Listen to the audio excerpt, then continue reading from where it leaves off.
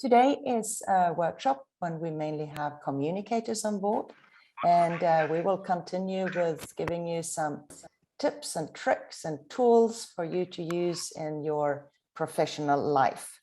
And now, without much further ado, I think I take the opportunity to introduce Anders Sahlman.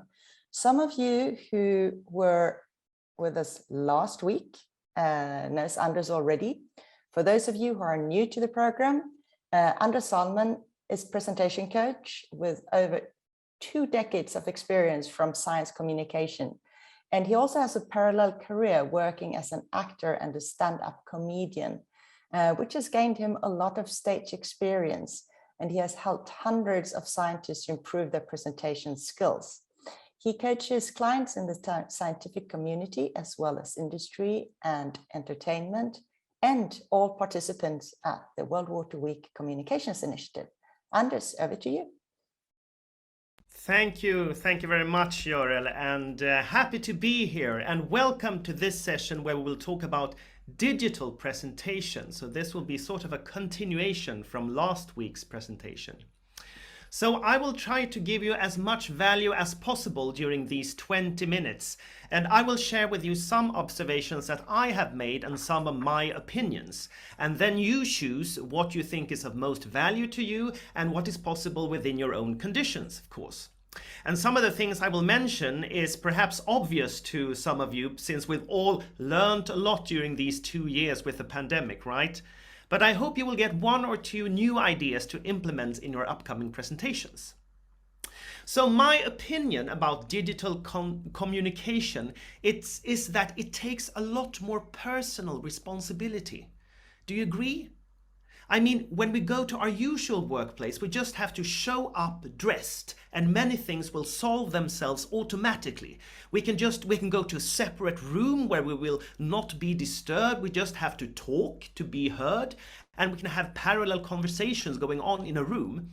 But digital communication, I believe, is about 2 things. It's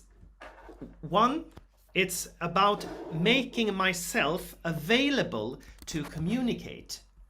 And the second thing is to enable others to communicate. Because there's a lot more technical requirements to start communicating digitally. And you know, we have to start the computer, we have to put on the camera, we have to have sound. And that is what I mean by making yourself available to communicate. So let's go through that first. But the most important tool we have when we communicate digitally is what? It's actually our eyes. That's the most important tool that we can use. People want to see your eyes. So if you remember that, you will automatically find ways to adjust your settings in front of the camera. You will perhaps see to it that your camera is at the same level as your eyes. It's not pointing from up of you or beneath you. It's at the same level of your eyes. And you'll also make sure that your face fills up as much of the screen as possible, so your eyes will be more visible. And also you will make sure that the lighting is good. Good light comes from in front of you. So if you have a window in your room, make sure you sit in front of it so that the light falls onto your face and is not coming from behind you. Because you should always stand out from the background. And speaking of that, I believe the background should be something neutral. I mean, if you have a messy background, it will draw attention from your face.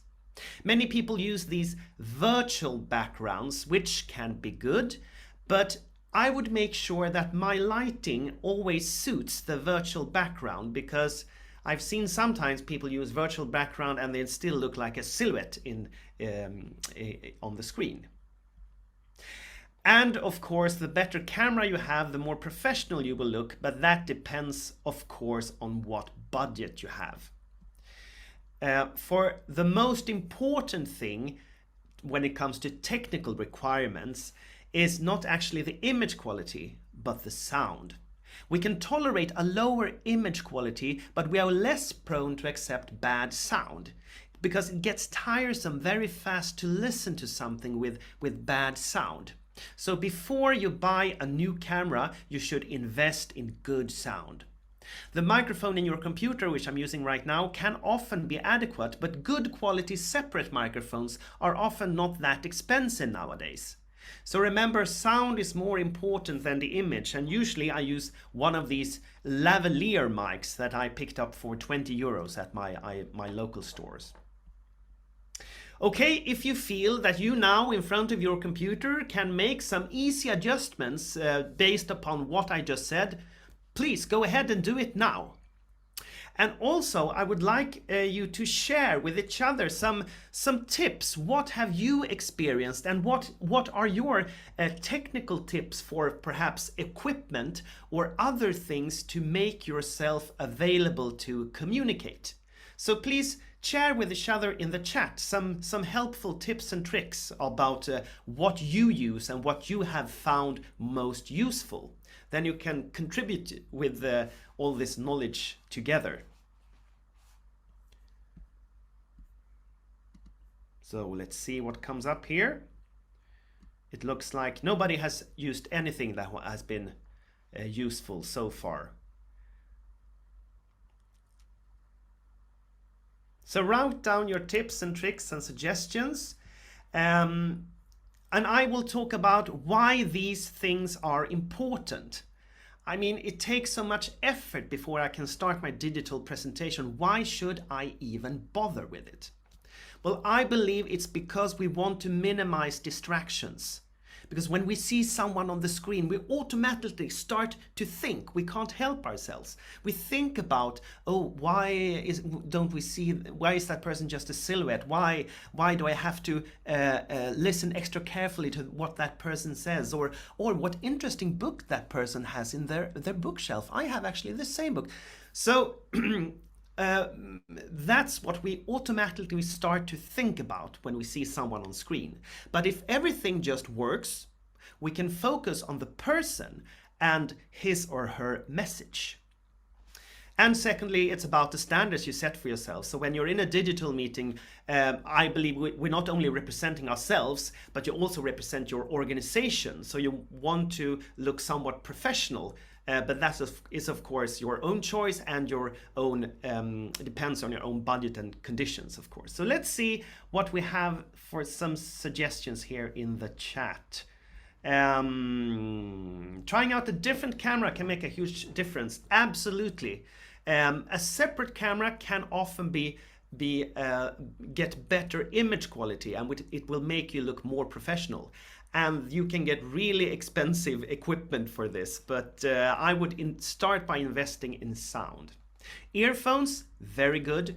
If you don't buy a separate microphones, you can use the earphones you have to your phone, because those microphones are made to capture your voice. Laptop stand to raise camera to eye level, very good. Yes, good suggestion here. Try to check in with an honest "how are you" before any online conversation. Good suggestions. We'll talk about engaging the audience later on. Ring light, simple Rode microphone, a post-it note that the webcam says "look here." Good suggestions. We will also come to that. Laptop holder, hide my self views. I'm not distracted by how I look. Also very good. So you can focus on other things or focus on looking to the camera. So, but what about your performance in front of the camera? Well, as several persons also has suggested here in the chat, it's important to look directly into the camera. Because I talked about before, the most important tool are our eyes, and we want to see our eyes. And this can sometimes be awkward and difficult because our eyes are drawn to the eyes of the other people. We want to look at the audience.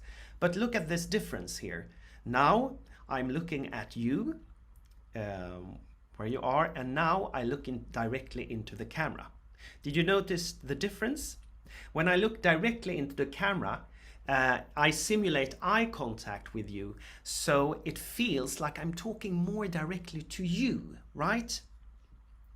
So as we heard, there are various tricks to get used to remembering talking into the camera. The post-it note is very good. Some people draw a smiley face on their post-it notes, or just two big eyes. Or you can perhaps put a picture of someone you care much about above your camera, and that will perhaps also put a smile on your face during your presentation. Other people have separate cameras that they put in front of the screen so they can look at the camera and the audience simultaneously. So that could also be a solution. And your delivery, I think you should practice delivering with a bit more energy than you are used to. And that also feels awkward in the beginning. But if I also demonstrate the difference with someone just sitting and not paying very much attention, compared with giving a lot more energy into your presentation, it gets more engaging to look at. So watch television presenters. How do they do it? Because they are used to talking to the camera as if it was a friend. And what I think is we have easy tools now to practice with. You can just set up a Zoom meeting or a Teams meeting with yourself as the only participant and record it. So you will see how you perform and what adjustments you have to make. Okay, so these are the technical requirements. Let's talk about the presentation itself. I believe there are 3 things you should keep in mind when doing digital presentations. First thing is to keep it short. Long presentations get tedious to listen to. I'm sure you've all experienced this new word we've learned, Zoom fatigue. Sitting in digital meetings for too long is quite straining for the brain, so we have to have constant variation to not get bored. I think this length of presentations is quite good, 15 to 20 minutes. For longer presentations, you must think of ways of engaging the audience, but we'll get to that soon. Secondly, adjust your slides, because people are looking at smaller screens than if you were in a large lecture halls. So these kinds of slides gets very hard to read. So remember, less is more when it comes to slides. When you show a slide, the audience should immediately know where to look. Also, you can use animations. You can perhaps begin by just showing one portion of the slides and then animate the other parts of the slides so they appear when you are talking about them. Remember, you rather have more slides with less content on them than fewer slides that are cramped. A good way to test your slides is to look at them at your phone, or lean back and squint your eyes. If you squint your eyes and you can still see what the slide represents or what the text is on the slides, that slide is good. And the third, just one thing about the slides, you don't have to show slides all the time. You can vary between showing some slides and then just talk to the camera and then go back to the slides.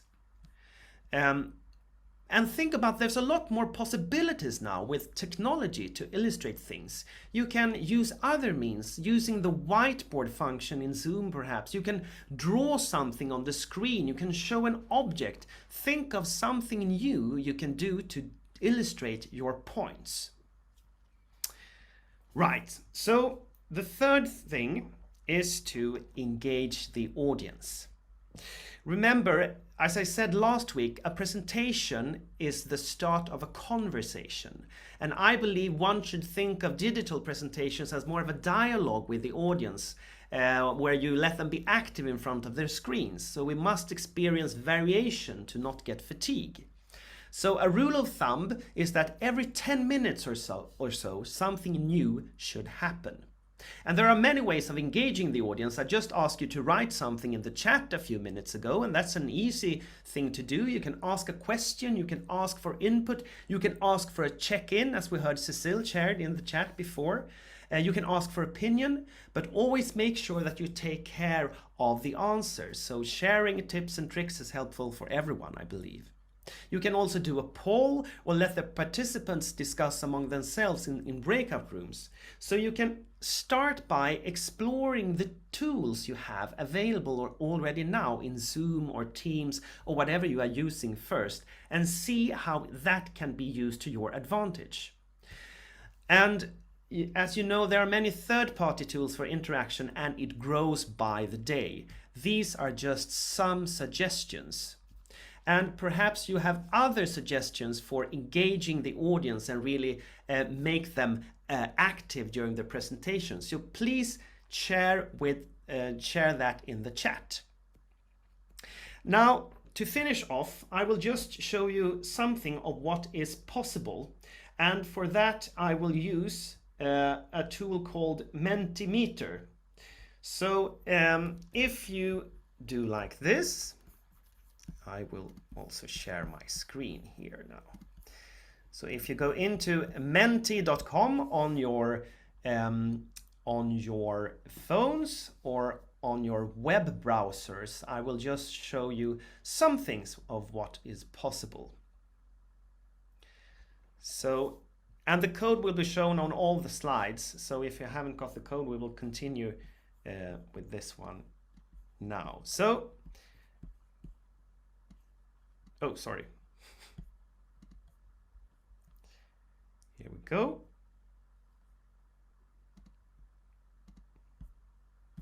And what we want to do is continue here. So this is, when you think of digital presentations, write down the 3 words that comes to your mind. Is it fun, boring? Is it hard? Is it easy? Is it effective? Or the 3 words that comes to your minds. Or you don't have to write 3 words. You can write 1 word or 2 words.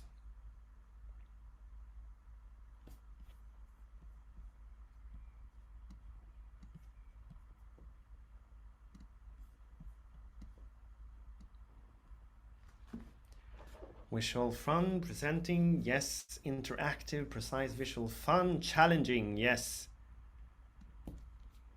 Not sure what else, yes. Can get distracted, yes. Fun and challenging, I think many people experience digital presentations to be. Yes. I mean, it's about being creative, right? So let's go to see if you have noticed what I have been talking about here.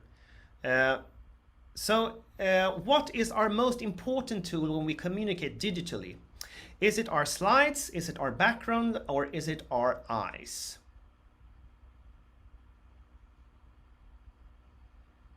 Our eyes are leading by a lot right now. And I think you are absolutely right. Yes, some people do our slides. I think the most important tool is our eyes, because that's where we can get the human contact, even though we're communicating digitally. And also, the next question is, what should I invest in first to improve my digital presentation? Should I invest in better lighting? Should I invest in sound? Or should I invest in Bitcoin? And the third option is obviously a joke.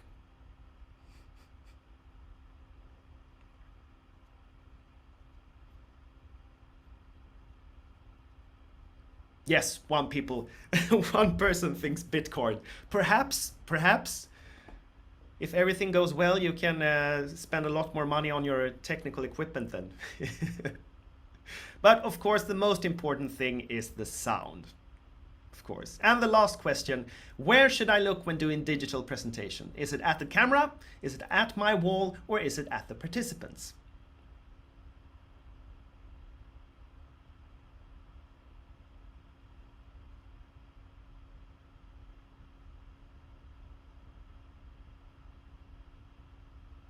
Great, at the camera. So these are just some suggestions of what you can do to engage the audience, and as I said, there are various things you can do to engage the audience. So these are just my opinions and the most important things that I think is most important when doing digital presentations. And I'm sure you have lots of questions and comments. So let's have a Q&A session to talk about digital presentations. So thank you very much. Thank you, Anders. Thank you very much. I kept on thinking about my background. I should probably remove that very colorful painting of mine. And where is the camera on my laptop? I'm now looking at the green light. I must take my eyes from the green light because I have a question from Louis. And he says, if I need bullet points / key messages for my presentations, where should the note be placed in order to avoid my eyes going back and forth between the note and the camera? Something I'd like to know as well. Yes, I mean, now when we do presentations on our computer, we can actually, if the camera is placed in the computer, we can actually have our script in front of us. And if we just look down a bit, it doesn't matter, and it won't be as noticeable that you are reading from a script. So these digital presentations can also help us because when we present in front of an audience, we of course have to learn our script by heart. I hope that was answer to the question. Yeah, I hear a thumbs up. Yeah, very good. What you mentioned about the background, I mean, it's not a disaster if you have your home environment behind you. Just make sure that it's not too disturbing to look at. I mean, if it's something neutral, I remember in the beginning of the pandemic, I think it was quite nice to sort of visit people in their own homes to see how they were, or visit people in different workplaces. True. My main point is that it shouldn't be too distracting from your face. Right, very good. I also wanted to ask, when you practice and rehearse, do you actually do your whole presentation and record it and have a look at it, or do you rehearse and let someone else look at it, or do you just say hello for like a minute and that's it? How do you do it? Well, usually to get a sense of your performance in front of a camera, you only have to record a few minutes of your talk. And then you can look at it and see, oh, maybe I should look more into the camera, or that I should talk with more energy. And perhaps when you have made some adjustments and you have practiced that, you can record a couple of more minutes and send it to a friend or a colleague that can give you some feedback on the presentation. Of course, if you want to record your whole presentation with slides and all, that's of course good, because then you can see that, oh, here that slide is really, I could improve that, or here I lose energy. Maybe I should insert a question here to the audience, or make them do something, or I can do some input. So that is often very good. Right. So let's put a question to the audience here now. Maybe your best tips that you normally use when you try and engage the people that you are talking to in your meetings. I personally sometimes find it difficult with breakout rooms that we're talking about because they're difficult to moderate. Do you have any tips on that, Anders, how we can make breakout rooms easier to handle? Yes, I think before you let people out into breakout rooms, you have to give them direct and set conditions on what they are going to do. So you have to give them very precise instructions. So first you start with a presentation round, then you do this, then you do this, then you do this. Because if people have a frame to work from, it will be easier to get that breakout room started. And also, before you let people out into breakout rooms, you have to know what the end point of that discussion, what you want that to be. What is the point of them going out into breakout rooms? Is it just to introduce themselves? Then you give them instructions for that. Go into breakout rooms, go around and state your name, organization, and why you are here. So the more direct instructions you give people, the easier the breakout rooms will be to handle, and people will also feel more comfortable. Right, thank you. McNay says, think allowing reasonable time for breakout is needed, as sometimes by the time you have introduced yourself and worked out the expectations, the time is up and you're bumped back into the main room. That's also a very good point. Yes, that's why you have to give precise instructions for those two things. How should people present themselves, and say one sentence about you expect to make the breakout rooms more effective.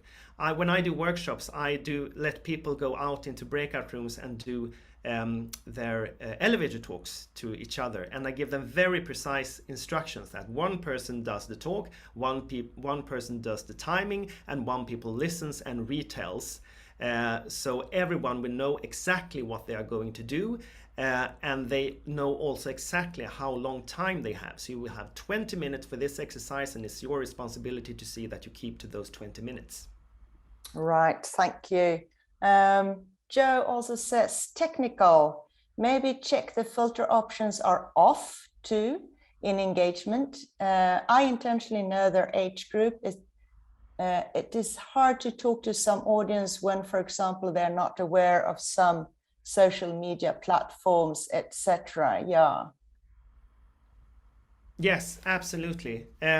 I mean, the age group is a very good point, because some age group are not that used to technology, perhaps, or as you say, there are social media apps that they don't know about. So that's a very good point, to adapt the presentation to your audience.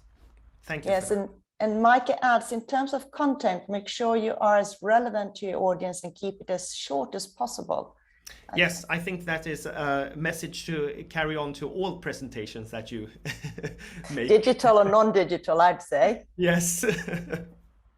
And I mean, there are techniques for doing digital presentations that you can adapt to real life presentations as well. If you are used to, engaging the audience in digital presentations, you can try doing that when you present in front of a live audience as well. So these two means can sort of enhance each other. Do you think that we've become a little bit better, at least during these 2 years, or do you see the same pitfall? Absolutely. I think we have gotten much better during these 2 years of the pandemic. And technology has also become better, because the tools we use are easier now to use than it was when we began the pandemic. And that will continue.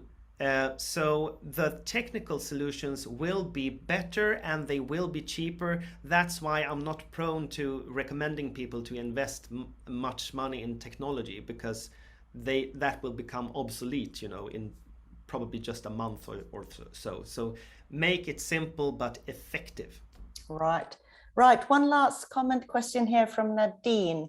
What are the best options to prepare the flow of the content in terms of agenda and how to switch between topics, considering audience energy and attention span, since via digital presentations, distractions might be more present?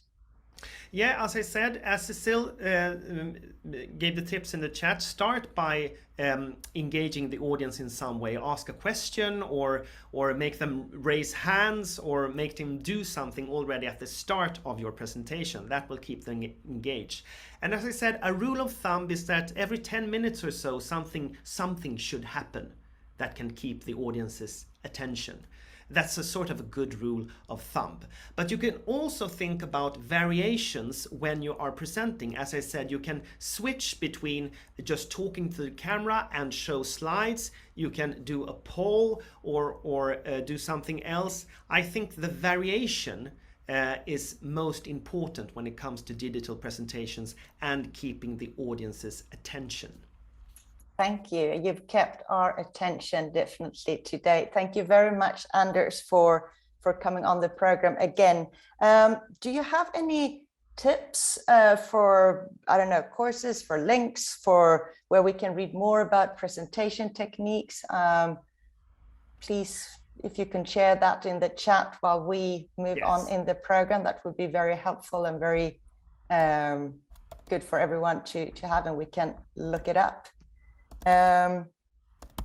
We are now moving on with our next speaker, Kiran Pandey, Program Director, Environment Resources Unit, Center for Science and Environment in India. Hi, Kiran. Welcome to the program. Hi, Gaurav. How are you? I'm very fine. Hope you're well as well. This next session will be focusing on science communication and how to make sense of numbers and data. Very useful as well. Please, Kiran, the floor is yours. Go ahead. Hello, everyone. So, and thanks, Gaurav, for this chance to interact with all the group over here, the entire group over here. Now, I'm Kiran Pandey. I work at the Center for Science and Environment. Okay, so and my work over here was basically to do with information documentation. Then I moved on to using data to tell stories, and in the process, I have actually published around 6 annual publications on the state of India's environment in figures. You know, and that's how my interest started in this area of data for communication. And Gaurav just invited me to talk in context of my last training that we did on climate and data for communication. So thanks, Gaurav, for that invite. Yeah. So now my presentation of the day is it's all about how to use numbers to communicate water issues. And I'm sure most of you will say that numbers are important, and it's difficult to find numbers when we actually need those numbers to write stories or to tell our audience. But I'll just take you across to a few of my experiences on what I have been learning over here and what I have learned. You know, see, these are my own experience, my own perspective, and I do hope that this will be useful to you as well. So first of all, why is the need to even talk about water? You know, there are so many other issues. And why at this point of time? You know, interestingly, we have just released our annual publication that I just spoke about, State of India's Environmental Figures. In that publication, we have a chapter on 50 years of Stockholm Convention. Okay? So where the world is after 50 years, and where the world will be after 50 years.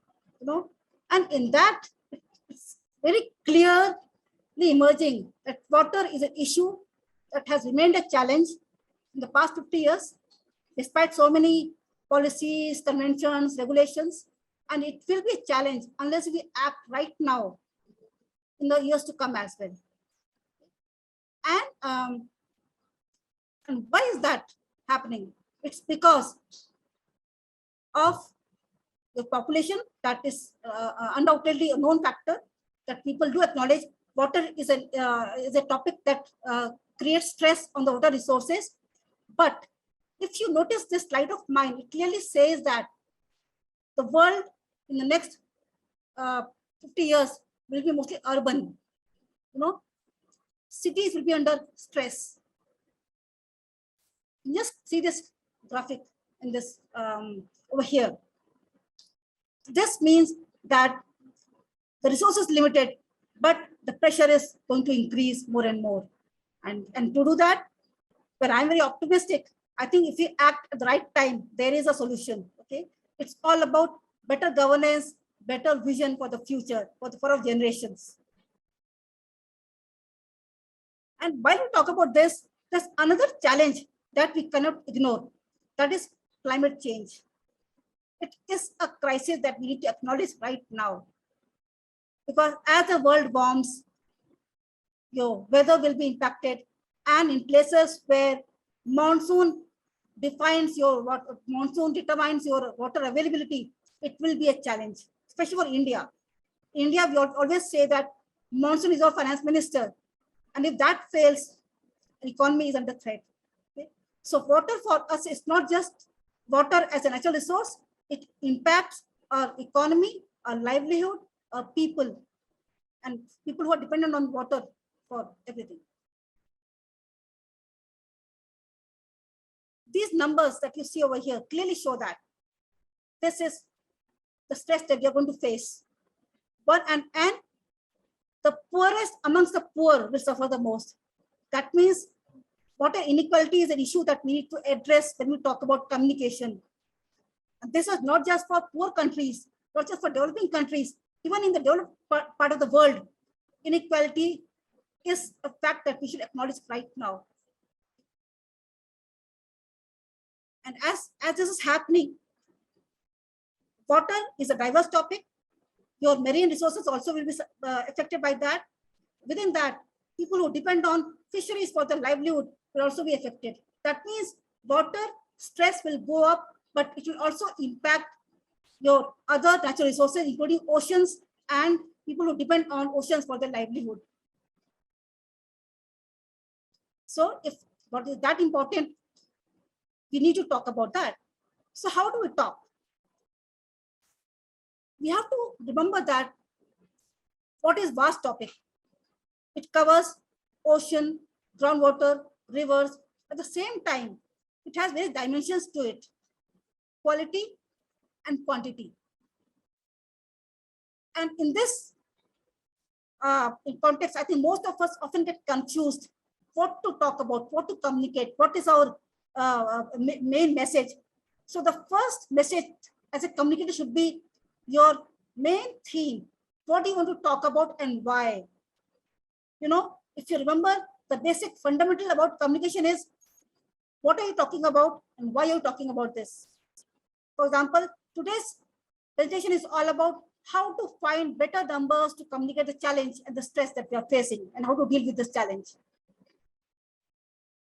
While what is vast topic, it is also linked with other issues that we cannot ignore. That means if you're talking about water, we have to understand that water impacts agriculture, which means our food security will be affected if we don't talk about water.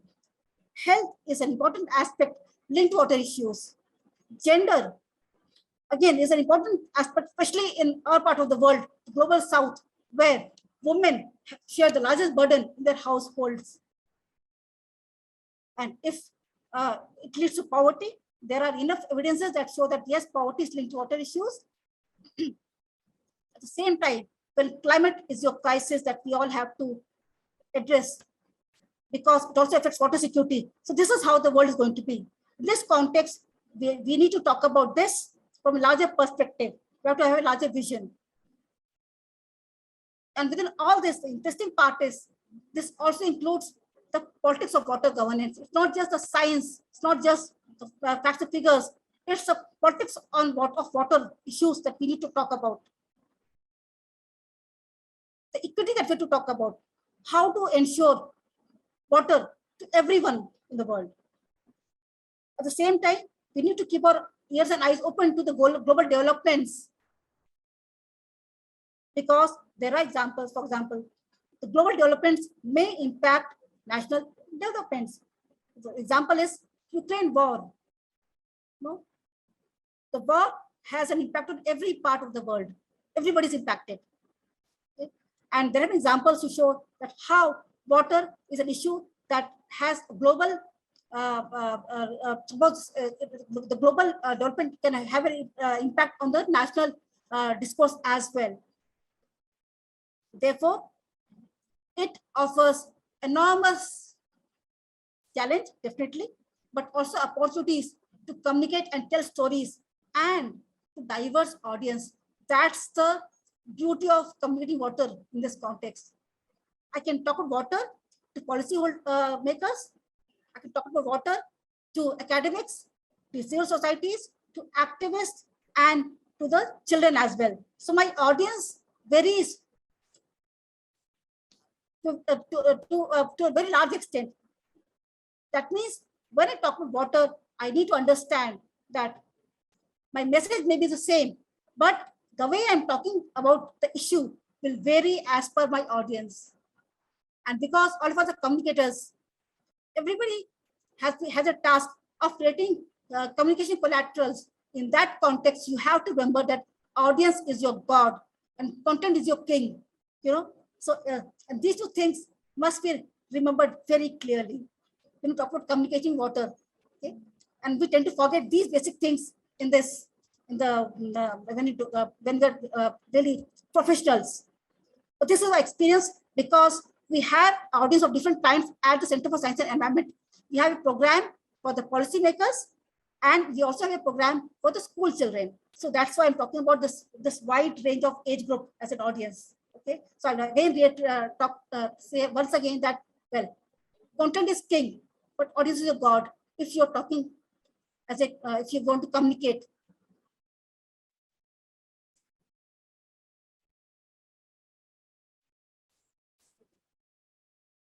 So now,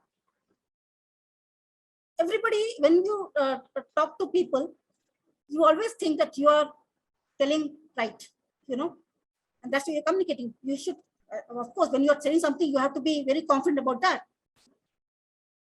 And we always use people's opinions in our writings. We always quote, we use experts quote. That means this person said this report said this. That's perfectly fine. We also do field reportage. We do ground reportage. That's also fantastic. There's no question about that. But the beauty of numbers is it brings you more credibility. It authenticates what you're saying. That means narration is important when you communicate. You have visuals, you have people, you have humans at the center of the story. But data brings in more credibility. It creates the desired impact, unquestionable impact. Okay? And on top of it, as communicators, we also want outreach of our information. Very important. Unless people read you, what's the point of writing? What's the point of reporting? What's the time of telling stories unless you're heard? And in this context, new media platforms are very, very important. Okay, and for those platforms as well, the numbers actually are very useful tools to tell the larger message in very short time. You will see that nowadays people use numbers, graphic numbers on these platforms.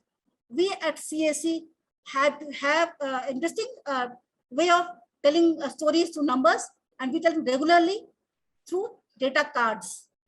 For every campaign of ours, we sensitize people through data cards. And we have a magazine, Down to Earth magazine. Now, to promote a magazine's stories, we ensure that we pick up 3 to 4 numbers and push out those numbers as small, beautiful cards to bring more traction to our website. This is how the numbers are being used. So they're not just evidence to bring more credibility, but also in this new media age, you can use numbers to further outreach your message in a more effective way and to the new generation, because they will define the world from years to come.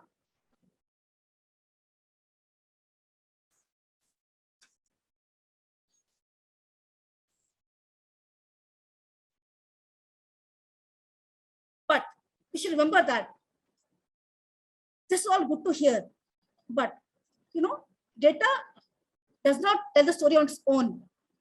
For example, if I have access to the largest census report of my country, will I be able to tell story? It's thousands of rows and columns. How do I make sense of it? That means data on its own is not powerful, but it's when we use it, we tend to make a story out of the numbers. So data is a story only when we make story out of it. It doesn't tell story on its own. That's very, very important.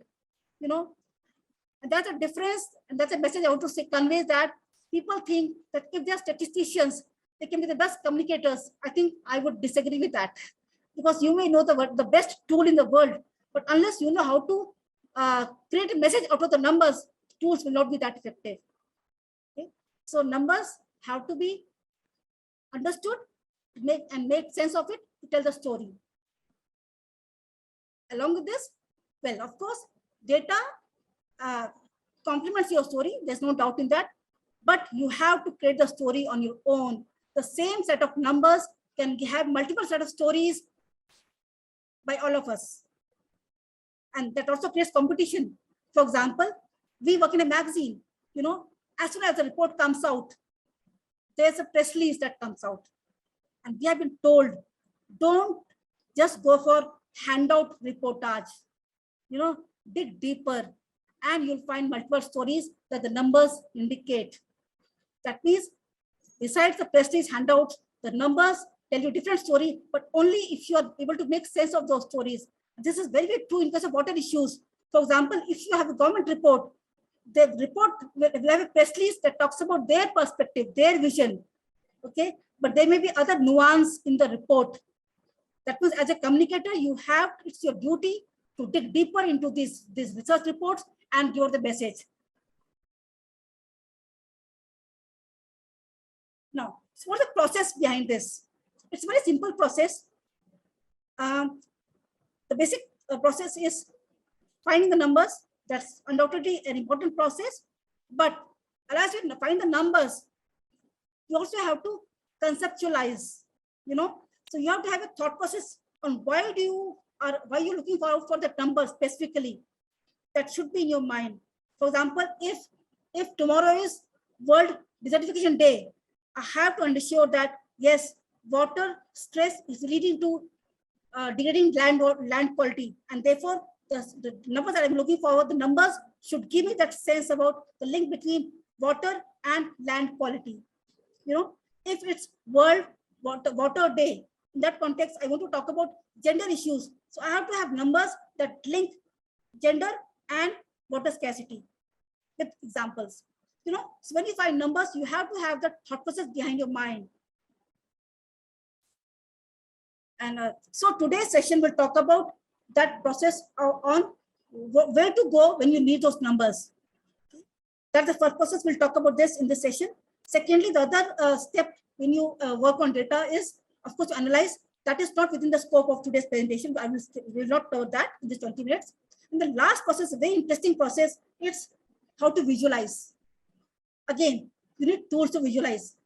Okay, but tools are fantastic tools, and there are many tools available. But we have an interesting concept as a tool that we use over here that I call as sketching. That means I'm a writer, I'm the communicator, but while communicating, I have a story to tell, but I don't know how to design. So I will go to the designer and tell him that the story has to be designed like this. That's sketching. The story has to have a title, it should have a strap, and map should be on left side, table should be on right side, you should have a pie graph. So those things have to be done by human mind. Designer can give you the best graphic, but the basic idea being about how to present those visuals, that is your sketching. That should be very, very clear in your mind. So I'll take you across to some websites where you already have these visuals available to you at a click of a mouse. But unless you know how to use those visuals and in what way and how to place the visuals, your story will not be the best story to be told. Okay. So, and there are some tools available. They're very easy to use tools. If you see these tools that are listed over here, these I have placed in terms of the ease of their use, how to use them. For example, data wrapper on the top of it is the most simplest tool to be used. Flourish is another simple tool, very basic tools. And as you advance, as you become more experienced, okay, you can use Microsoft Power BI, Tableau amongst others, and then there are advanced tools like Python and R languages. Okay, but mind you, as a communicator, don't worry about these tools at all, because the basic tools also can do your job with the same perfection. So I'm not a statistician, but we have been using tools like Data Wrapper and Power BI to create visuals regularly for our web stories, for print stories, and for a book as well. That's the power of these visuals. Okay, so don't worry if you don't know how to work on these fancy tools, but simple things can also do your job. And in terms of time also, if you have short of time, tools like data wrapper can create your visuals in just 5 to 7 minutes. If the data is that you have is very clean and very handy to use. Okay, so there's hope. So don't worry, if you're not a statistician, your job is to write stories, communicate. You can create your own visuals using these basic tools. We'll not talk about how to use these tools because we can't cover that in this thing. But mind you that you can go to the websites and it is as easy to practice. I'm telling you, any layman can practice these tools. And of these, if you ask me to pick up, data wrapper will be my first favorite tool to begin as a beginner. And then I recommend you to use Power BI. Power BI has wonderful templates to be practiced. Again, it has got basic modules and advanced modules. So you can start with Power BI as well. Okay. If you are a good coder, you can of course work with Python and R. And I'm sure the group may have really good coders who can practice those things. But the message is begin with simple tools and you can still do wonders with visuals. Well, besides tools, is that really sufficient? I don't think so. Because again, it's also how you tell the stories and the boring stories that science tells us. For example, as per a scientific report, Earth's average surface temperature will cross 1.5 degrees Celsius in the next 20 years. What does that mean to a layman? It makes no sense. Okay. Now, to make it more meaningful, you can say that, well, this means that our Earth will have new seasons. Amazon will become savanna. And 3 billion people in the world will live in heat stress. You know, if I just say 3 billion people will live in heat stress, that a layman will actually take note of it.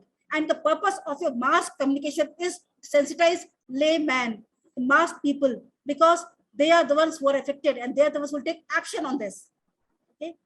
If I say by 2040, almost 1 in 4 children will be affected by water stress, yes, you will be concerned because your generation is going to be affected. And that's the message you have to give as a communicator. Use the numbers. So again, if you don't know the best tool, don't worry. It's the way you convert the numbers into a common man's language. That's what matters the most.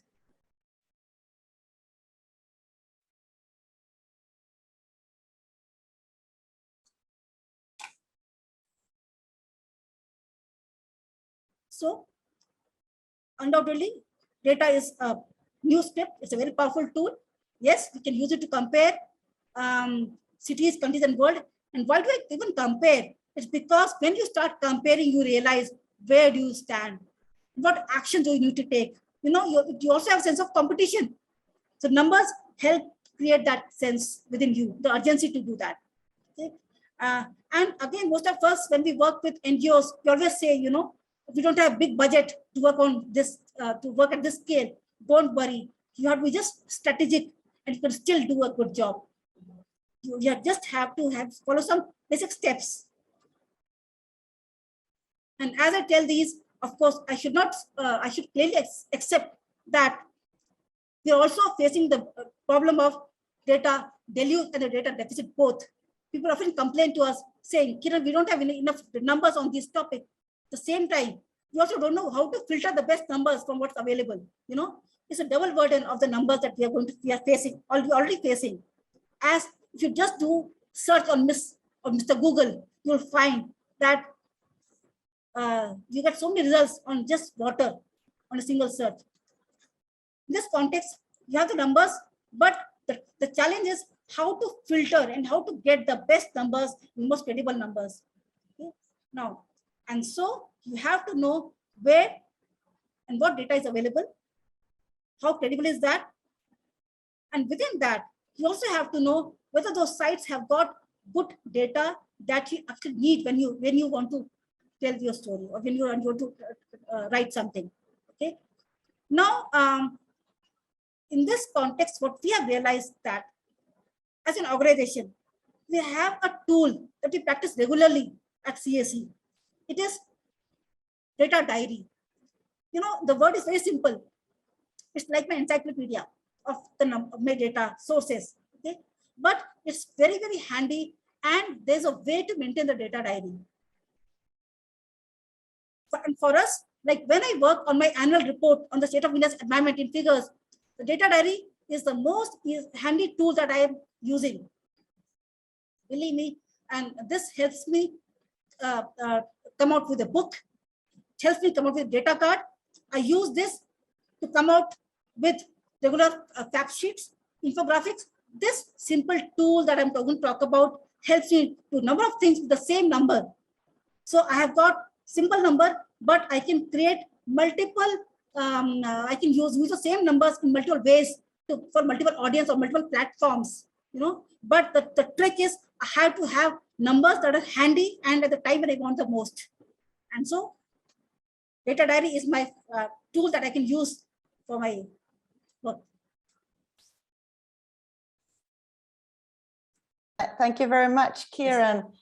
We are running over time, so if you would like to just wrap up, please, and then we need to move on into the program.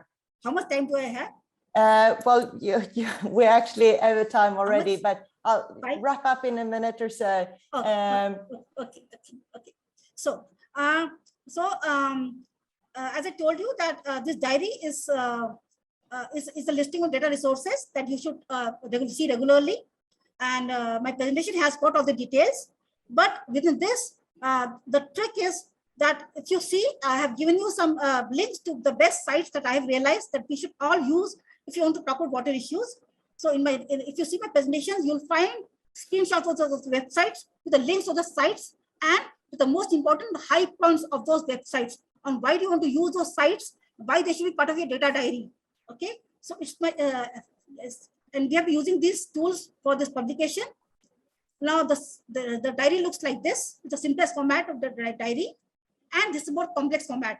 It depends on you how do you want to create your diary. And in my further presentations, I have listed some important websites that any communicator or voter should take a note of it, and why I have also made some high points on this slide. Okay, in short, and amongst all the sites, I would strongly recommend you to see this site on SDG goals, because we're going to talk about the future. There's just 8 years to go. As a communicator, there are many issues left under this, and this dashboard has everything that I'm talking about to talk as a communicator. Okay, so we are, and within this, what is being mounted is very important. So this gives you the pain points to tell your stories as a communicator. Thank you. Know what is being mounted and when you can really tell good stories. Okay, so I think in the next few slides you'll see more presentations of the screenshots of the websites as a source, and I think I'll just stop at this point. Thank you very much, Kiran. We will share the presentation to everyone in the program, so even if we didn't see all the slides here, I'm sure that's lots of inspiration and useful tools in the coming slides of your presentation, and that will be shared.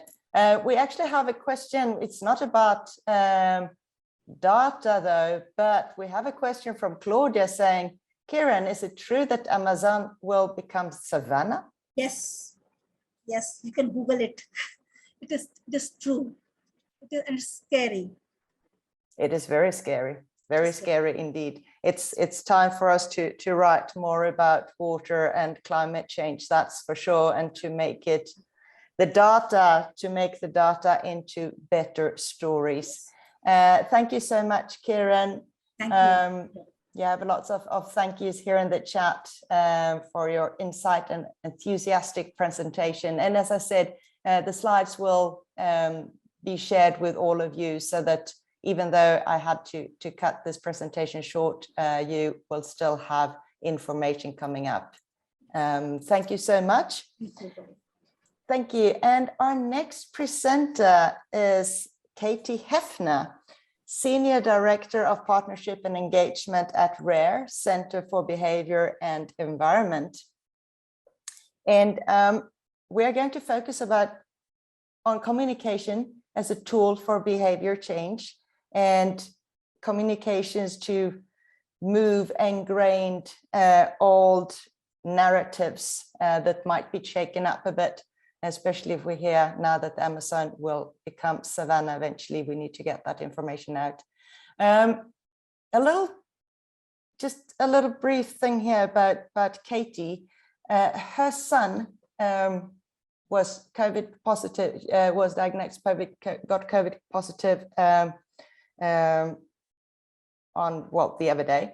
She has made her recorded presentation. We were going to see it just now. She will then join us live for a Q&A. So please, questions still chat on in our chat. Questions are very welcome.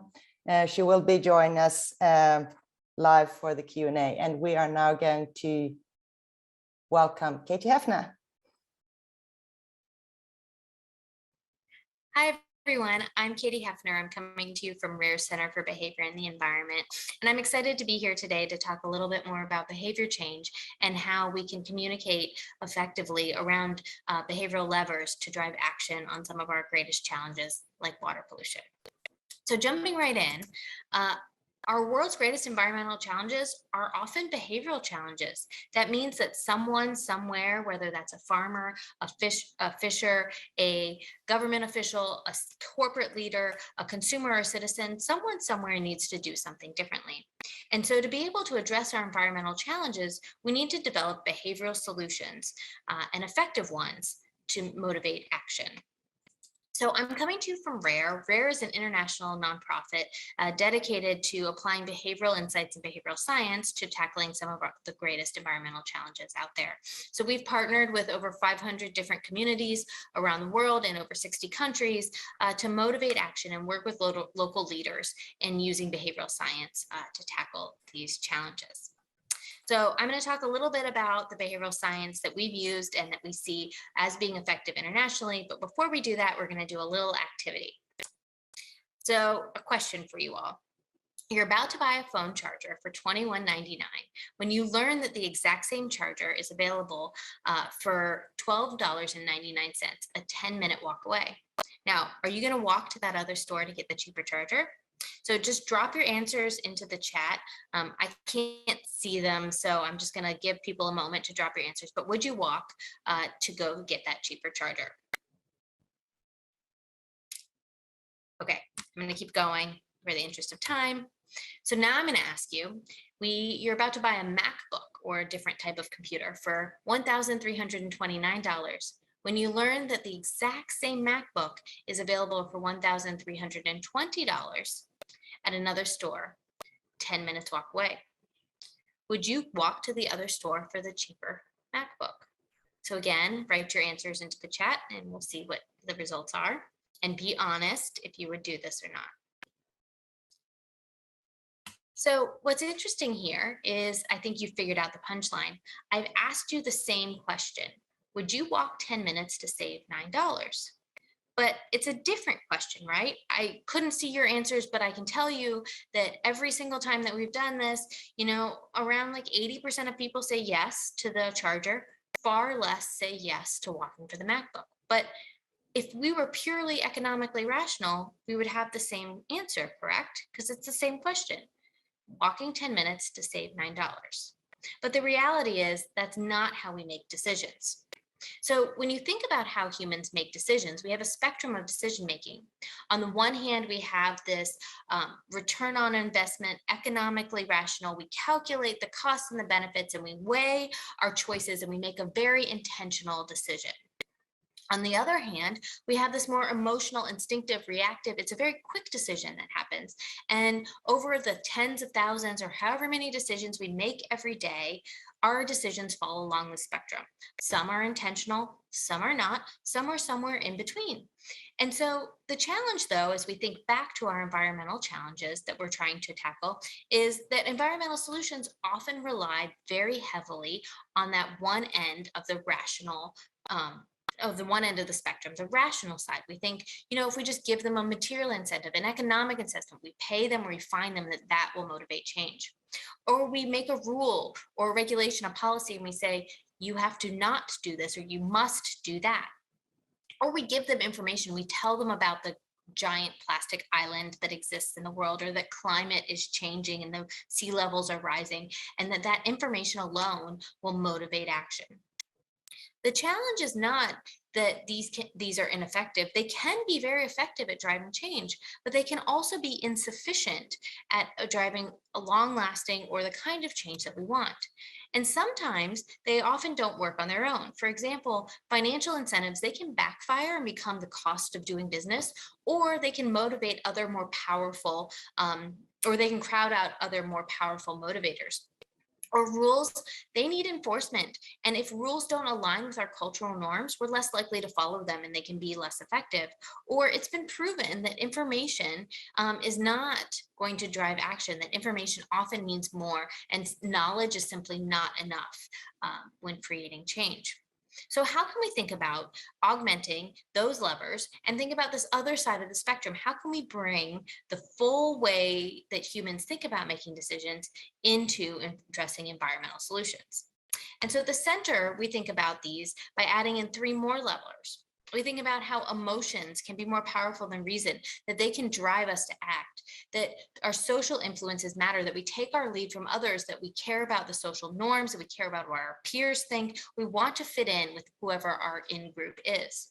And finally, this concept of choice architecture, which is that the context and timing of our decision-making matters a lot. I mean, even think about the example with the would you walk 10 minutes to save the money? The context mattered tremendously.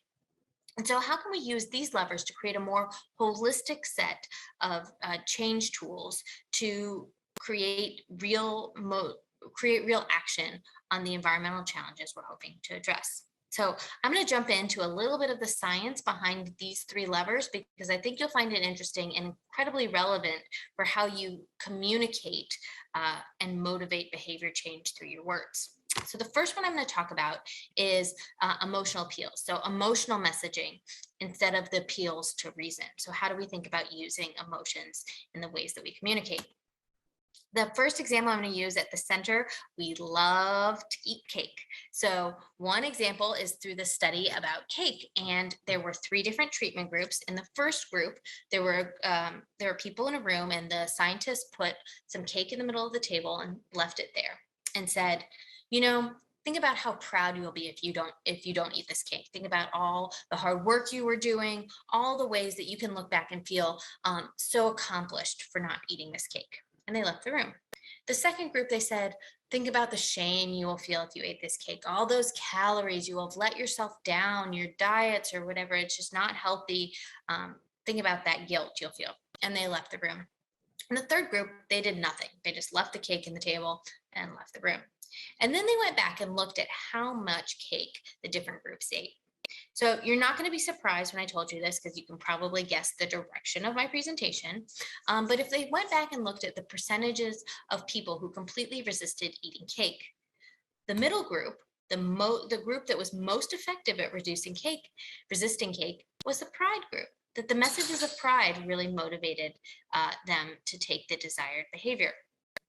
What's also interesting, though, is that when you look at the next sets of groups, that shame was the least effective in motivating action. It was even less effective than the control group, than saying nothing at all. And so as environmental communicators, when we think about our messaging, thinking about these messages of shame and guilt really aren't necessarily that effective in driving change, at least when eating chocolate cake. And also they found this to be true within the environmental sector, that messages of pride perform much stronger than messages of guilt in predicting one's actions towards some sort of pro-environmental behavior. So the next group, or the next category you might remember, is this idea about a social influence, that what we think, what our peers think, matters. And so this is another example from the food sector. Hopefully you're not surprised again here. Study coming out of Stanford. And this was a group of researchers who went to a cafe during lunchtime and waited in the line and provided 2 different sets of messages to people waiting in line to order their lunches. In one line, they said that Americans are eating less meat. And then they gave people a coupon that people could go ahead and order their lunch, and the coupons had codes where they could then track what people ate. In the second group, they said Americans are starting to eat less meat. And you notice there's a very slight difference here between are eating less and are starting to eat or have started to eat. But the point is that this communication is what we call a dynamic norm, which is a shift in the norm. So in the first group, the static norm that said Americans are making an effort to limit their meat consumption, this is what Americans are doing or the people are not doing. Whereas the dynamic norm, where they said they have started to make an effort. That difference is in the shift. And when it comes to, when we think about even maybe how we acted on the savannah, however long ago, the herd is starting to move. We want to move with the herd versus the communication that the herd has already left. You are either in the in-group or the out-group with the static norm. And that impacted what happened. So in this dynamic norm, people actually ordered less meat than the static norm condition because they understood the shift that was happening. The cultural norm was shifting and people wanted to be part of the shift itself, not that it had shifted and left them behind. So this is also, this idea about communicating norms is tremendously impactful as well. This is a study coming out of, or some research that came out of the Petrified Forest, which is a national park in the United States. And they had a sign there that said that past visitors had removed petrified wood, and many past visitors do, right? So they're actually telling people that the norm here, the social norm, is the not desired behavior. The social norm is that people will take the wood. And so that had an unintended consequence of actually people taking more wood because they were hearing that the norm was to take wood. And so when we start thinking about communicating about norms, we need to be very mindful that if we have a norm that is not the desirable behavior, then we need to be communicating about the shift away from it, not that that is the norm and we don't want people to do it, because otherwise we're going to be telling people to do, almost subconsciously telling people to do the thing that we don't want them to do. So this also translates to the environmental sector even further. Some research coming out of our center looked at climate change and the predictors of action on climate change. And the biggest predictor was what they believed other people's behavior was, not what they believed should be done, not what they believe, whether they believed if climate change existed, not even political orientation, which is a big challenge here in the United States, but rather what they believed other people, what they thought their peers were doing.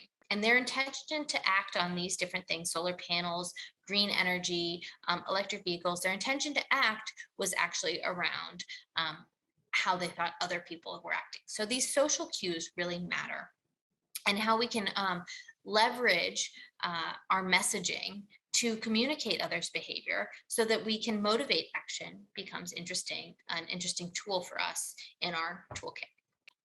The last one is choice architecture, and that is the context and timing of our decision-making environment. So in the environmental sector, we have this natural inclination often to give people the 50 ways to make their lives greener. We try to give them all the options in the hopes that maybe one of the options will resonate with them, and then they will take action. The reality, though, is that too many choices almost puts us into paralysis. So I told you that we like food. So here's another example coming out of the food space. This one is about jam. And this is in a grocery store where they set up a table and the researchers offered the patrons walking through the grocery store an option to have taste six different types of jam. You might call them jelly or preserves, but these 6 different taste options. They then gave them a coupon that they could go on and purchase the jam or jelly or preserves. 40% stopped for a taste, 30% actually went on to purchase of when they had 6 options. Now the second treatment, they offered 24 different flavors. So I don't even know where you find 24 different flavors, but they did. They offered them. Interestingly, 60% stopped for a taste. But what is even more important here is that only 3% went on to purchase. And so when you start thinking about desired behaviors and achieving the desired outcome was not people stopping for a taste.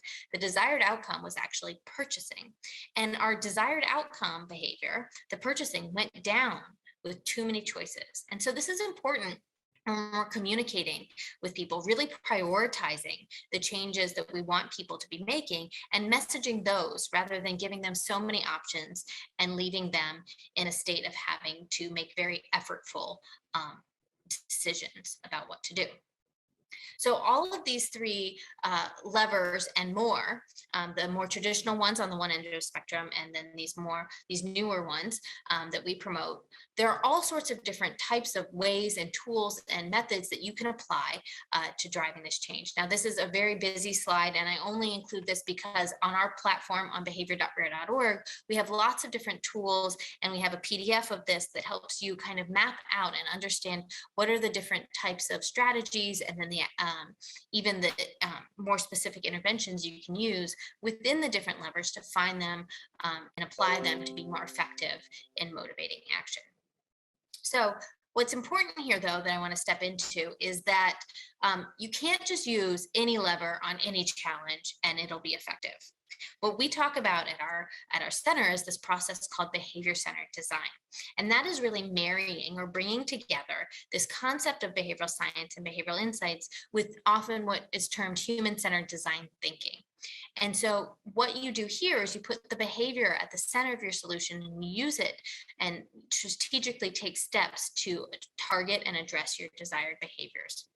And what that means, though, is that these steps are not necessarily linear. We have them kind of squiggled here, but sometimes you need to go back or reevaluate steps. But these are the 8 steps to strategically and methodically identify what levers are going to be most effective for you in driving the kinds of outcome you want, and then how do you develop interventions that will reach those outcomes and use those levers.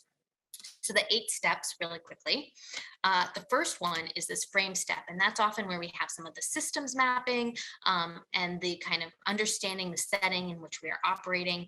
But very specifically and importantly, we also identify who is our target audience and what we want them to do. And that is not something like I want them to reduce food waste or I want them to reduce plastic pollution, but you are saying I want them to use a reusable straw or a reusable bag. I want them in the food waste category. I want them to eat their leftovers, or I want them to buy less at the grocery store. I want them to compost. You need to be very specific about what your target behavior actually is and who you want to be doing it. Once you have that, it's then empathizing and it's understanding what your audience's experience is. That is not what you think your experience is, or what you think their experience is. It is, you ask them, you whether that's just a few conversations, whether that's full-on focus groups, whether that's surveys, there's some steps that you are taking to understanding your target audience and what their experience is in relation to the kinds of challenge and the target behavior that you're trying to achieve.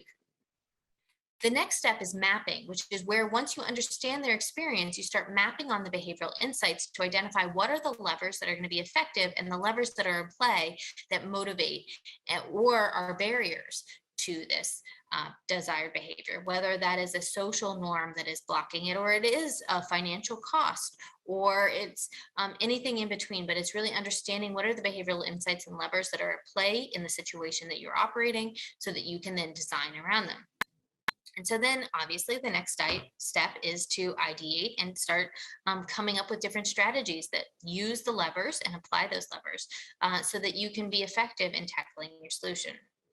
And once you have a list of strategies, you can narrow them down, select one that you might want to pilot test to put into a small scale and see if it's effective, test it, get some results before you then launch it larger scale and take it and roll it out to the world. Now, one thing is super important here is that we have this natural inclination as people working in the mission-based field that once we identify the problem and the solution, or we identify the problem and our target audience and the desired behavior in the frame step, we almost always really want to jump into ideating solutions. Once we know the problem, let's come up with some solutions. And that's great. That's what we're designed to do. The challenge and what seems so logical here, but is often very hard to do, is take the time and take a few steps to really methodically map out and strategize, okay, if this is their experience, how can I develop a solution that will meet that experience? Because that is where we can be more effective, because oftentimes in our hurry to develop solutions, it leads us off track into developing solutions that really reach the desired behaviors that we hope to achieve. So if you're interested in learning more and want to jump in more deeply into this stuff, at our Center for Behavior and the Environment, we have trainings. We have self-paced courses. We have in-person courses. We have some coming up this fall, both in Spanish and English. And I'd very much encourage anybody to join. They're great. I have attended them myself, and our team of trainers does an excellent job. I also just recently launched this platform, Behavioral Insights in Water Pollution, where it takes about 2 years worth of work, where we've compiled best practices and case studies, some evidence, some different researchers, some science, and some articles around the role of behavioral insights in reducing water pollution. And so I'd really encourage people to check that out if you want to learn a little bit more. And of course, I plugged this at the very beginning, but we have this platform, behavior.rare.org. It is free. It has all sorts of worksheets and tools and articles and resources, all of it available to you as you start this journey in thinking through how to effectively apply those levers to drive change. So with that, I'm going to take a pause and appreciate your time, and we'll jump into some discussion and questions and answers. Thank you so much. Thank you so much, Katie. And thank you so much for making this extra effort for you. We have you with us soon in the chat. And I think that I also agree there with Mikey. Hi, Katie. Hi, how are you? Hi, I'm here. I'm going to see if I can manage this with my mask down as long as he stays in the other room. So. Right. Yes. I'm really grateful and appreciate that you make this effort despite COVID and everything in your household. I think I want to read out Mike's first comment, and I think at least I totally agree with that. This is incredibly interesting. I can think of so many messages I have communicated in the quote wrong and unquote way in the past.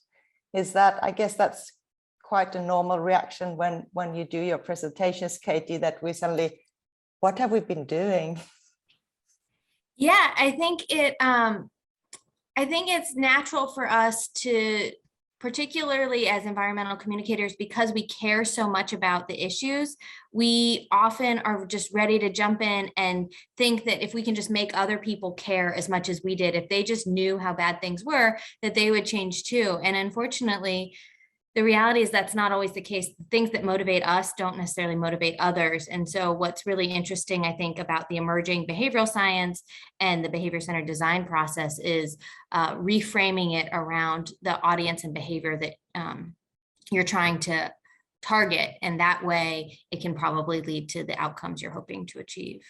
Yeah, exactly. And McNay says, really interesting, even for understanding some of my own barriers to change behaviors. And again, a very, very viable or good comment, I think, from our audience. Do you want to comment on that, Katie? Oh, no, I was just saying I've been using it myself all week when we are due to go on vacation next week. And we will be through the quarantine period and be through everything as long as nobody else gets sick. And so one of my big motivators this week is like, imagine how proud of myself I will be. Imagine myself sitting on the beach if I can just stick to the strict requirements in the home for now. And so I've been trying to motivate myself. Because your whole household is in quarantine as we speak, is it? Yes, we're in quarantine right now, but right. We just we go for our tests today, and hopefully we will be in the clear. We'll find out. Right. Well, good behavior. Joe says, hello, Katie. There is also a movement using art, music, pop culture, etc., as a tool for behavioral change. Could we classify it under emotional appeal or social influence? I appreciate your thoughts. From Joe.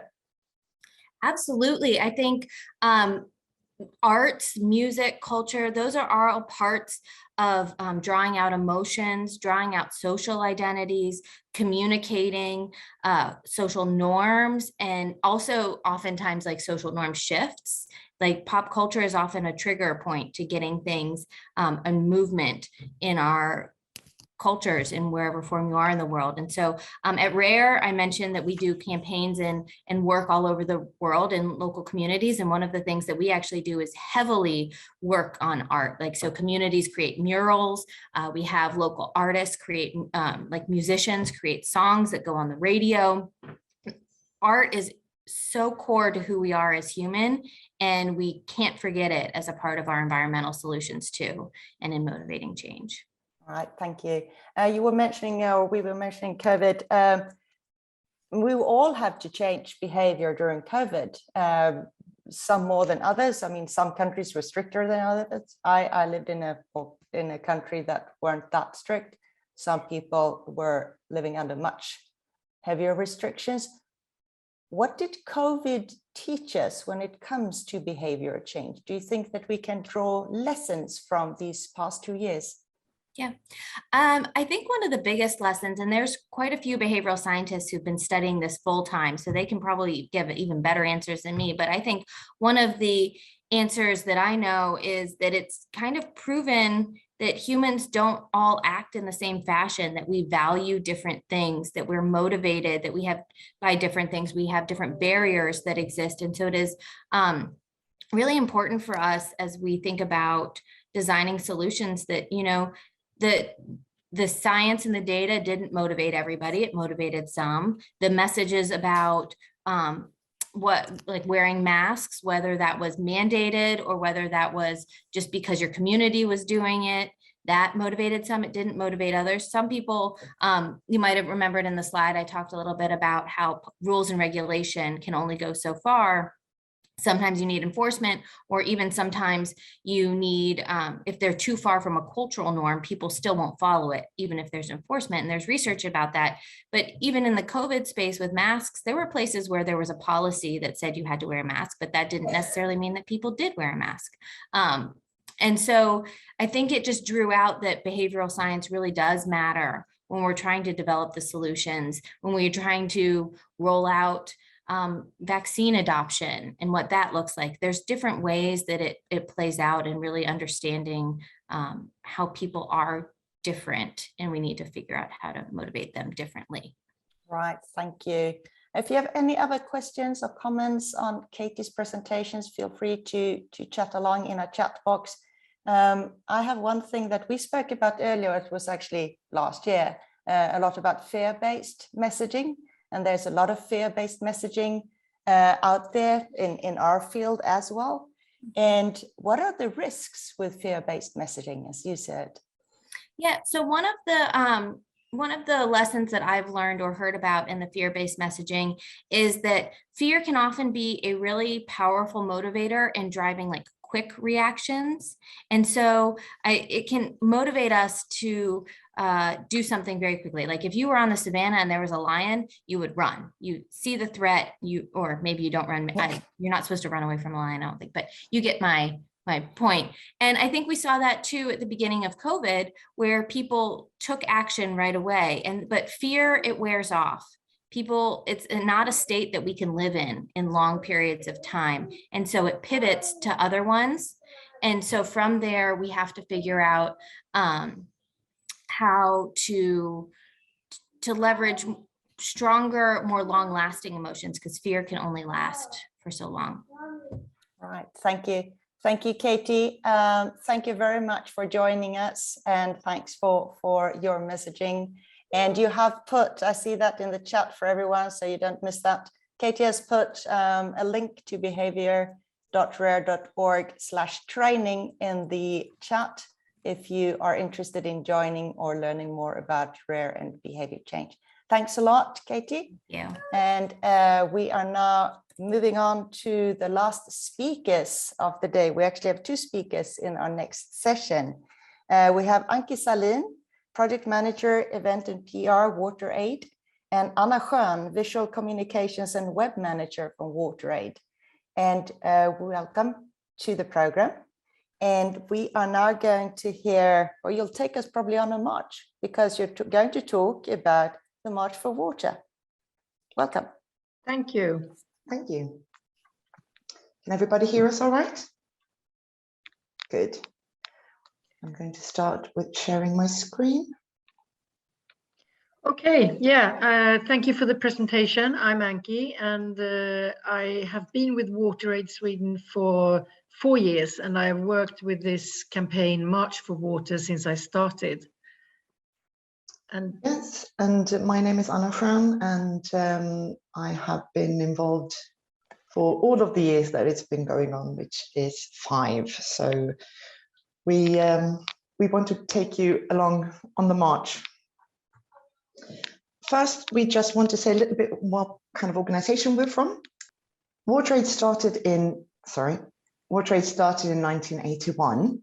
And the reason was that there was no other charity like ours that existed. And we usually say that we will stop when no organization like us is needed. And WaterAid's vision is a world where everyone, everywhere has access to clean water, toilets, and hygiene. And we are present in 34 countries all over the world.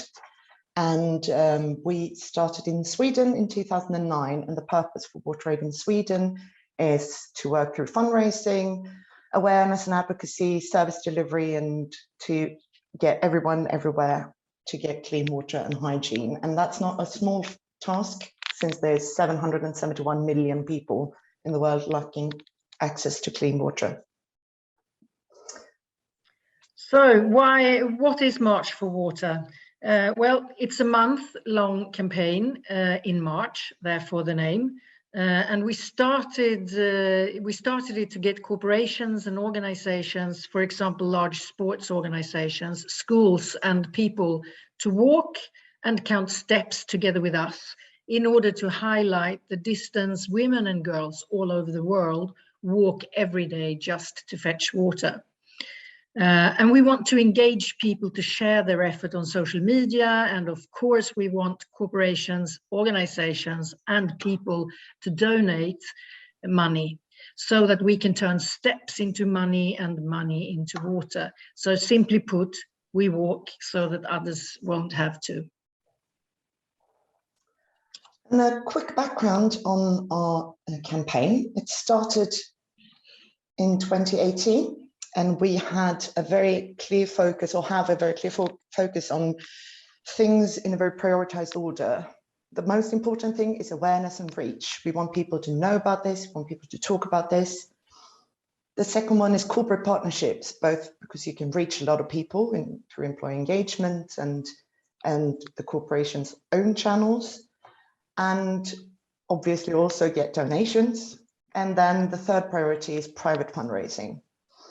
And the first year we had a very small campaign. We didn't do any step counting. Second year, we had a very rudimental web app step counter. The third and fourth year, we tried to do it during the pandemic with a slightly better step counter web app, but well, still not what we wanted. And the fifth year, we tried to do it during the war in Ukraine. And the step counter app was finally launched for iPhone and Android. And this is a small presentation of the app, since we're very proud of it.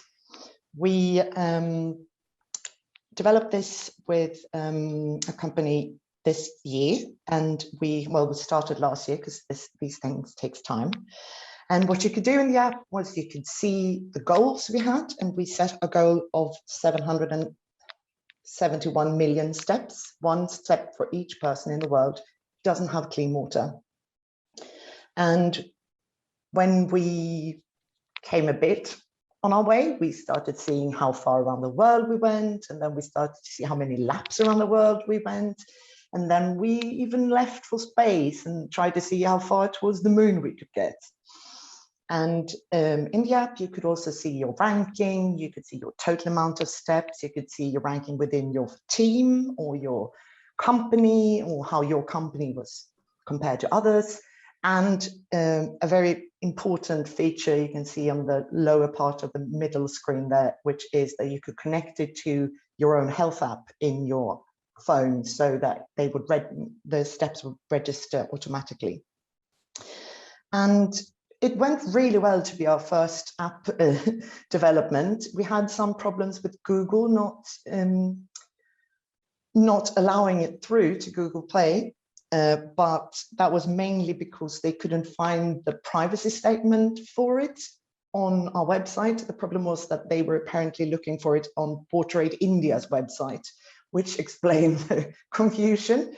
And when that was cleared up, we got it all out in both Android and iPhone shops. and it worked well. It was easy to use, and of course we have plenty of new ideas on how to make it better for next year. Yes, and as Anna said, it started out in a small way, and the big break for us and for March for Water was definitely last year when Weight Watchers Sweden joined as our partner, because partners are important. And when Weight Watchers joined us, they changed a lot for us and made it so much easier to promote March for Water to other partners. And we were also so happy to see this year that so many more than we anticipated actually decided to join with us.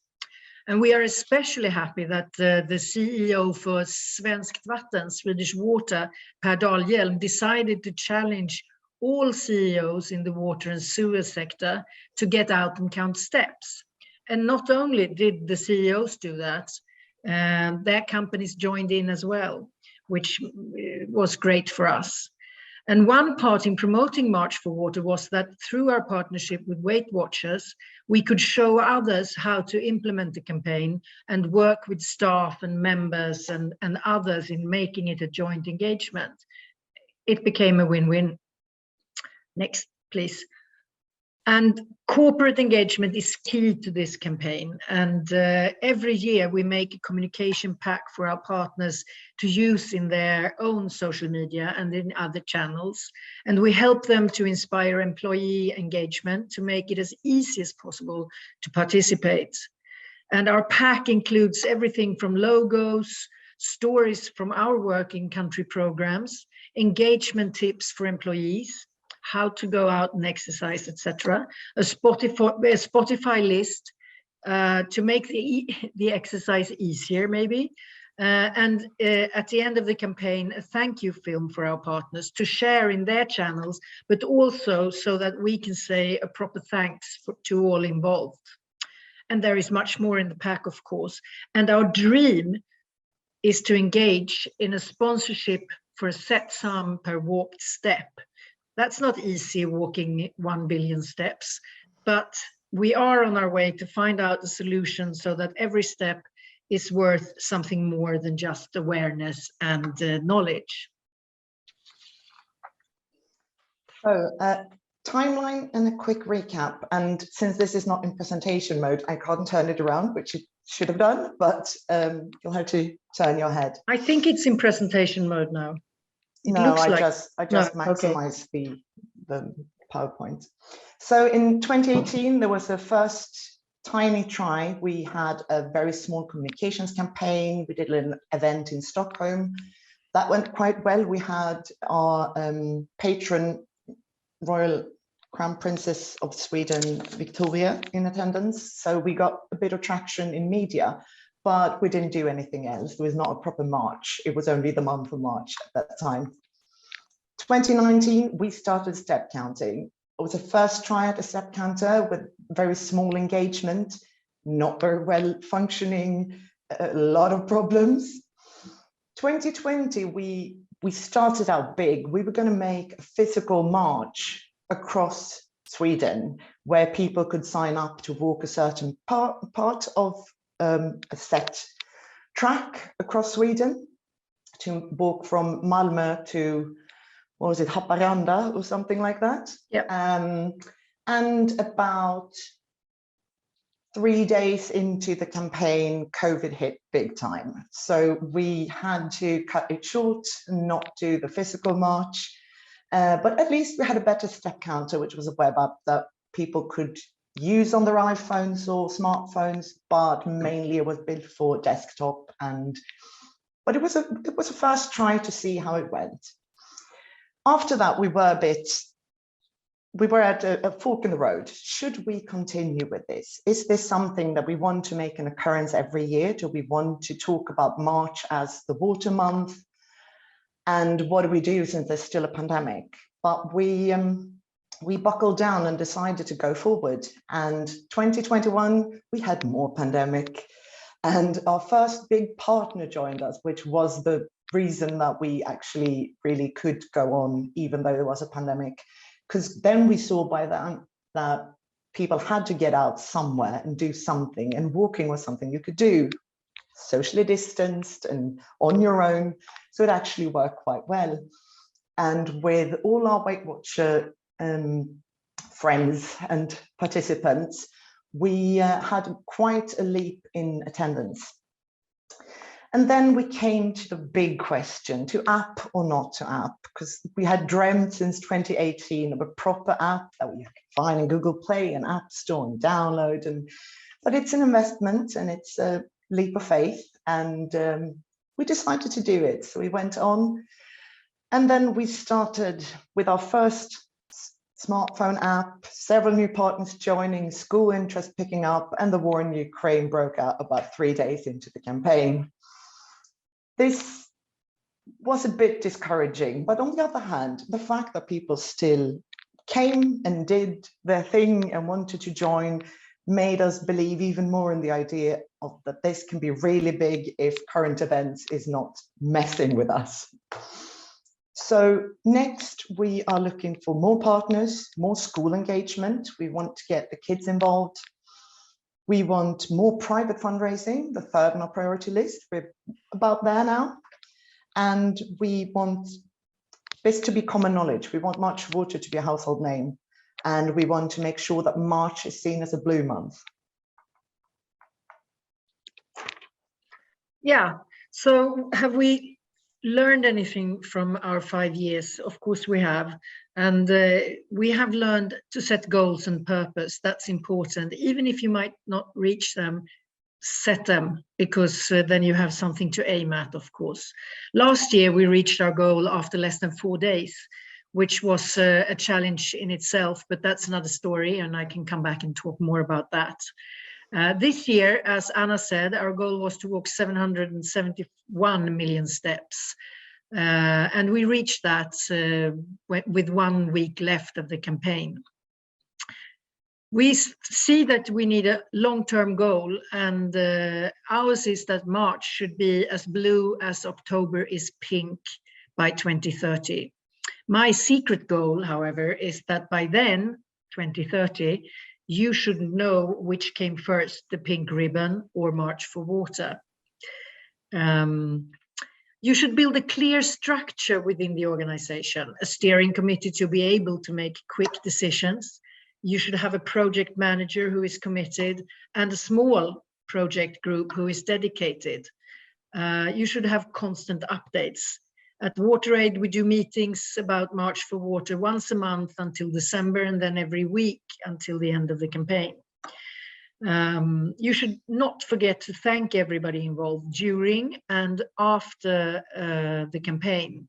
And don't forget to do it both internally and externally. It's so important to show everybody that you see their effort and their hard work. And you should evaluate and learn from your mistakes and your mishaps. Write it down, because you might not remember why something did well or why it didn't go well in 3 years. And you should dare to question and challenge ideas, dare to try new things, and dare to move on forward. Next, please. And how did we do? Yeah, as we have said now, this year in 2022, we walked together over 1 billion steps to the moon and back.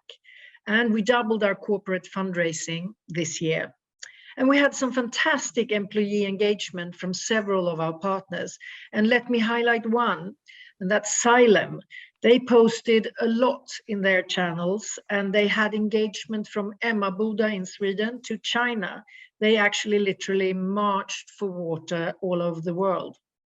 So we are really looking forward to taking this further into 2023 and on. And we are sure that it will be a success. And there we've done. So thank you for listening to us. Thank you. Thank you very much. It was very interesting to take part of this small campaign that grew into something bigger and will grow further. My first question was just, are you marching in, or is WaterAid doing this campaign in other countries than Sweden, or is it just Sweden? It's mainly Sweden, but in England we have a campaign the name is Walk for Water, yeah. Walk for Water, because they couldn't use the term March for Water because they thought that March was too harsh. But we like the pun of March and March, so we stuck with it. But to be honest, to say that this year we were on the go to start using in Swedish, marscherar du i mars, are you marching with us? But then since Putin decided to march into Ukraine, we ditched that and decided not to go with March. But still, the campaign in Sweden is still called March for Water. And yeah, we hope that other parts of the Federation will move on to do what we are doing, but not yet. All right, thank you. If you have any questions about campaigning or how to build campaign or what happened with this specific campaign, just feel free to chat along in the box there. It's open. And I must come back to you with the challenge of saying, like, why was it a challenge to reach your goal too soon? You said that was a challenge in yourself when you reach your goal after, I don't know, 4 days, 3 days? Like last year. I'm curious about that. Yeah, we had a set agenda that we would walk towards goals, towards country programs and villages. And after 4 days, we were done. We had walked 550 million steps. And we had a communication plan to last us for a month. So after 1 week, all our plans had to be changed. So we had to sit down and discuss, what do we do now? Do we start walking around the world or should we try something else? So that was the challenge, that we had to sit down and reschedule and replan. So we had a plan of, because the year before, we walked about half of the way from Stockholm and then to all capital cities of all the countries where WaterAid is present, ending in Papua New Guinea. But we came about halfway. And so we set the same goal the next year and figured we might double it. And instead we got to Papua New Guinea after about 4 days, which meant that all our communications, all our emails, everything was like, we have now reached. They all just went in the first week. It's like, you are now in Mozambique. No, sorry, you are now in Pakistan. No, you're in, all the way to like, we've done it. We're in Papua New Guinea. And it was like 4 days into the campaign. So we had to start looking further, like how many laps can we do around the world? And then we started calculating, crunching the numbers and realizing we might even reach the moon. So we went back and redid a few things and decided that the new goal was to get to the moon. And that we did within the last day of the campaign. And we got our Swedish astronaut, Christer Fuglesang, to film a little message for us saying, like, you got further than I did. And so this year we said, like, okay, let's try for the moon again. But we actually did the moon and back this year. So we have, in 3 years, each year doubled, at least doubled what we've done the year before. But it was a challenge for the communications team, but a good challenge to have. And as I said, that corporate partnership is key here, because with corporate partnership and with the water and sewer sector, we will reach so many. And by the awareness and the partnership, we can reach so many, and that will make the big change, I think. And because it's very important that as many as possible join. Thank you. We have a question from Nanda Lin here. How do you manage all the requests from many partners? We'll take that question first. And she says, when we run a campaign with many partners, the challenge is so many feedback and difficult to move forward. So how do you manage all the requests from many partners? You or me, Anna?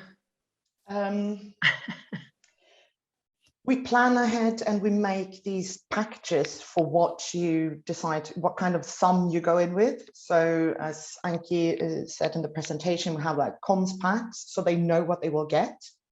And the feedback, well, roll with the punches. You contact your developers and you say like, is this possible? Is it an easy fix? Is it something we can add on? Or is it something we put on the list and say to our partners, come back next year and we'll have that for you?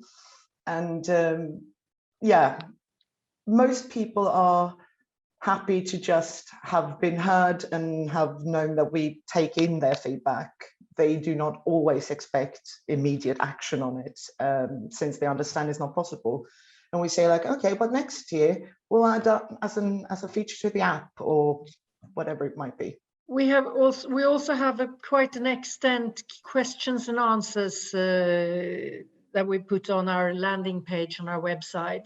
And this year, because it was the first year with the app, we answered questions by the hour to help out, to reach, for people to get in and find the app and to work its way through them and through the app and so on. So I think I haven't seen, I mean, it depends. If we next year have several hundred partners, maybe I will sound differently. But this year it's been working fine, and we've been holding hands together at WaterAid and working with our partners in a good way, I think. And if we have several hundred partners next year, I'm sure we can employ someone to just answer questions. Exactly. Because that is a dream scenario. That would not be a problem. Yeah. Yeah, thank you. We have a comment here from McNay. Fantastic campaign, and I like the idea of really tangible goal and celebrating that.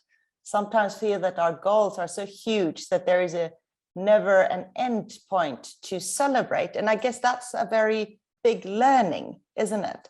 Yeah. And also to have sub goals so you can celebrate often. And even the years we didn't reach our set goal, we could always celebrate like, wow, we already got to Ghana. You know, this is what happens here, this is what we do here. And you can always work with sub goals, even if you don't reach the big one, as the tangible step goals. But also within the project to have goals, we want this and so many followers, and we want so many shares on Instagram or whatever. And even if you don't reach that, you celebrate when you get a really good influencer who just out of the blue share something. And so you find places to really make sure that you take stock of the good things that happen within the campaign, whether or not you reach the goal you set, because the goal should be ambitious, but it should be realistic, but on the ambitious side, and then have sub goals to celebrate as well. Yeah, I think that sounds good. I also keeps morale up. Yeah, and I also think, talking about putting goals up, I think we also learned a couple of years ago that we shouldn't have too many CTAs.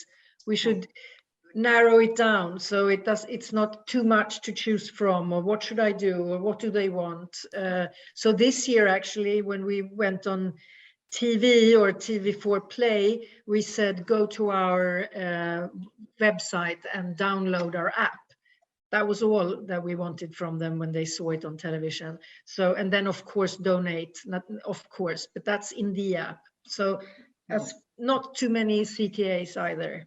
And also take the users on a proper user journey, not only through the country programs and so on, but actually starting with talking to them about why we're walking, what the symbolism is, why it's important, why we are happy they're engaging, why we want them to spread the word. And then in the next step, you say, now that you know all this, now that you spread the word, now that you are engaging, this is what we need to do financially to make this happen. Would you be able to contribute? So it's not like you don't ask too many things at once, but you take people on a virtual emotional journey. Yes, thank you. Joe says here, are there any other non-profits who are doing similar campaigns? And if so, what made WaterAid's campaign more a preferred choice? P.S. I love WaterAid's official's Insta. Thank you. Well, yes, there are. There have been several things like this. I think that Världens Barn at Swedish television is walking around the world, and others are. And I don't have an answer why they should go with them or us or who, but I think what we're trying is to make people engaged, to make people really want to do this. And that's, of course, also a challenge in how we communicate that. Why should I walk here? And how does that change the life for women and girls in other countries? And we are working constantly with that challenge to communicate that in a good way. And yeah, and I think that if we get our dream come true by getting a partner who will pay per step, or if you walk 100,000 steps, we will pay 10,000 kroners or whatever, then it will be much more obvious to the normal person, I almost said, but to people why they are walking and how it makes a difference. We started off saying it makes a difference because you help us make people aware of this. And now we want, so I was thinking about it when Anna spoke earlier, that we have done this in different layers, so to speak. We started with awareness, we moved on to corporate, and now we're planning on doing private fundraising as well. So yeah, I think I stop there. Yeah, it's also, there is also the emotional connection to realizing how much people walk just to have clean water. It's not only to, and they sometimes walk not to have clean water either, they just get dirty water, but they have to walk hours and days, and it's usually young girls and women who can't work for a living because they are busy with collecting water. And just seeing all those steps, realizing like we have walked so far and still, I mean, the goal of 771 million people steps, it's a huge amount of steps, and it's still just one step per person who has to walk hours to find clean water. And that emotional connection is something that we can draw on. So it's more than just, you know, a health challenge or something like that. It's also something to connect you to the rest of the world and what a lot of people are living with every day. Thank you.